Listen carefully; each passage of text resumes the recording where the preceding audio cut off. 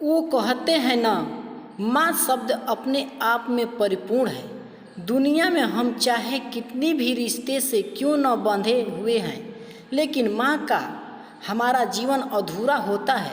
हर रिश्ते को आपसे कुछ पाने की आशा रहता है, लेकिन माँ का पुत्र के बीच एक ऐसा रिश्ता है जो एक माँ अपने संतान को जीवन प्रयत्न सिर्फ देना चाहती है। माँ भूखी सो सकती है, लेकिन कभी भी अपने संतान को भूखे पेट सोना सपने भी नहीं देखना चाहती है। माँ तो हर वक्त अपने संतान के कल्याण की बात सोचती रहती है, किसी भी प्रकार का संतान आगे बढ़े और जग में नाम करे।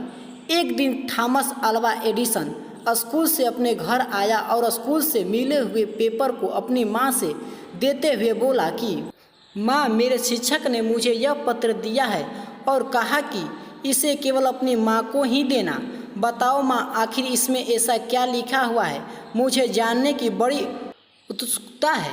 तब पेपर को पढ़ते हुए माँ की आंखें रुक गई और तेज आवाज़ में पत्र पढ़ते हुए बोली, आपका बेटा बहुत ही प्रतिभाशाली है। यह विद्यालय उसकी प्रतिभा के आगे बहुत छोटा है और उसे और बेहतर शिक्षा देने के लिए हमारे पास इतने काबिल शिक्षक नहीं है। इसलिए आप उसे खुद पढ़ाएं या हमारे स्कूल से भी अच्छे स्कूल में पढ़ने को भेजें।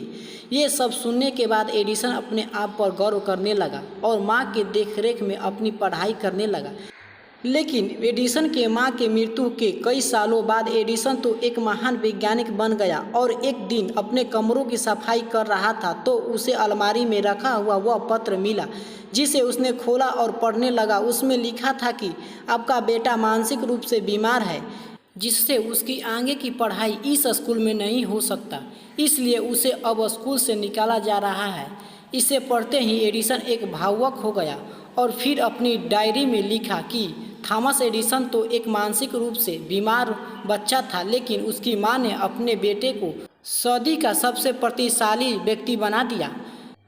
इस कहानी से हमें यही शिक्षा मिलती है कि जीवन में हम क्या हैं, कैसे हैं, यह महत्वपूर्ण नहीं है, लेकिन अगर अपने ऊपर माँ की ममता और प्यार हो तो मानसिक रूप से भी बीमार बच्चे की भविष्य और नियति को बदला जा सकता है और बच्चा माँ के आंचल से दुनिया का सबसे महान व्यक्ति भी बन सकता है।